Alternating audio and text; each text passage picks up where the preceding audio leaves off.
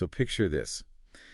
You're doing great work, laptop's open, maybe you're on some sun-drenched patio somewhere, nice ocean breeze. Ah, the dream. Exactly, that dream of working from anywhere. It's real for a lot of digital nomads now.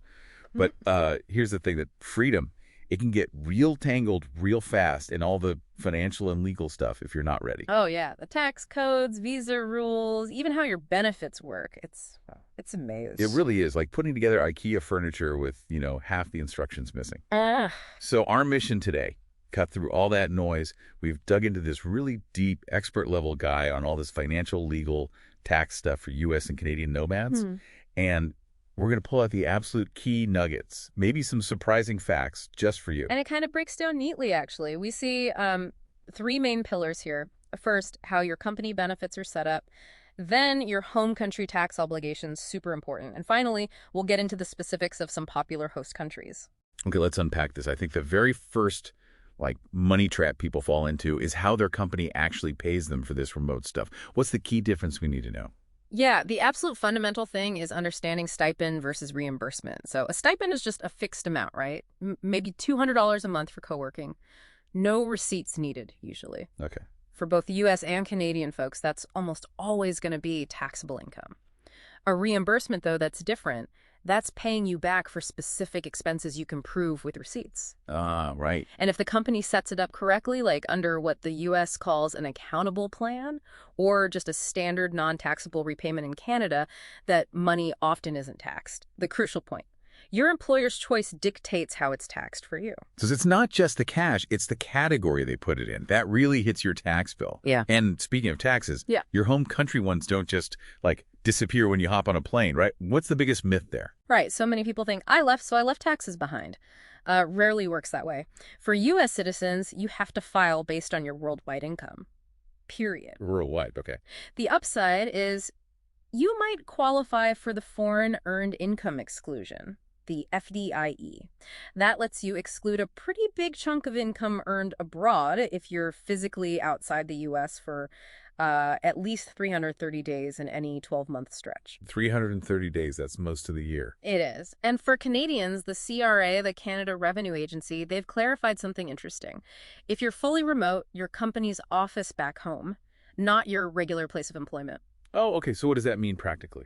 It means if your company makes you travel for something mandatory, like, say, an annual meeting back in Toronto, that travel could actually be a non-taxable benefit for you. That's a really useful distinction for Canadians. Okay, so even with those exceptions, it sounds like dodging home country taxes probably not going to happen for most people. Pretty much, yeah. So you've figured out how you're getting paid, your home country tax situation.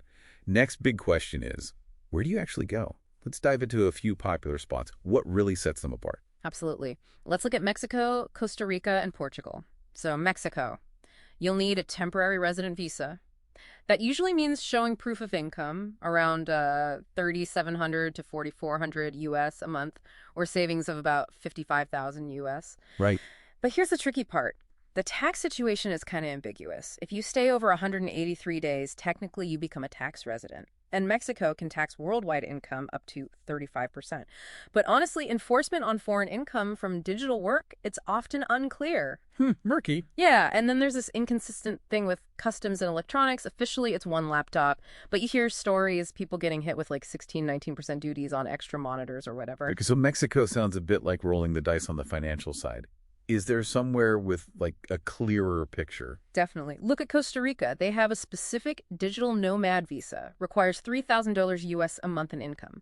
But here's the huge advantage. Total exemption from Costa Rican income tax on all your foreign earnings. 0. Plus, you get a one-time duty-free pass on bringing in your work gear. Wow. Okay. 0 income tax on foreign pay and duty-free equipment. That's massive. It's incredibly clear, financially, very attractive. Now, Portugal. It's been a huge nomad hotspot for years. How does it stack up now? Things have changed a bit, right? They have. Portugal still has its D8 digital nomad visa. It needs about $3,480 monthly income. But the crucial thing, the big headline, is that the popular NHR non-habitual resident tax regime, it was discontinued for new folks starting January 1st, 2024. Ah, okay. So that special low tax rate is off the table for newcomers. Exactly. New residents just face Portugal's standard income tax rates on worldwide income now, and those can go up to 48%. Pretty steep. So Portugal's appeal for new nomads. Yeah. It's really shifted then. It's less about saving on taxes now and more about what? The long game, EU residency. Precisely. The main pro for Portugal right now is that it offers a clear path to EU residency and eventually citizenship after 5 years. It's become more of a lifestyle and long-term residency play, not really a tax strategy anymore for most new arrivals. Okay, that makes sense. So putting it all together for you listening, Yeah. you're weighing these trade-offs, right? Financial clarity in Costa Rica versus maybe long-term EU goals in Portugal. What's the bottom line here? You know what's fascinating is, with all these complex rules flying around different visas, tax rates, residency days, this single most important habit, it actually boils down to something pretty simple. Yeah. Just meticulous record keeping. The admin, always the ad. Always. You absolutely have to track all your travel dates, every entry, every exit. You need that for the 183-day rules, for the FEIE's 330 days, and scan every single expense receipt, internet, co-working memberships, any equipment you buy, digitize it all. Keep copies of everything, basically. Visas, passport stamps, your employment contract. Everything. Keep it accessible. Trust me, you'll need it. And that really highlights, doesn't it, that trying to navigate all this complexity by yourself, probably not the best idea. Definitely not. The rules are complicated, they change. Getting professional tax and legal advice specifically from people who know expatriate and nomad issues, it's not really optional, it's just a smart investment. Protects you. Yeah, absolutely. So that digital nomad dream, it's achievable for sure, but it really demands you pay attention to your company benefits, your home country taxes, and the rules wherever you land. It's freedom, yeah, but freedom built on planning, solid informed planning. Which, raises a pretty interesting question for the future. What part of this whole global work landscape, this shift we're seeing, what aspect is going to truly redefine how we even think about work itself over the next, say, 10 years?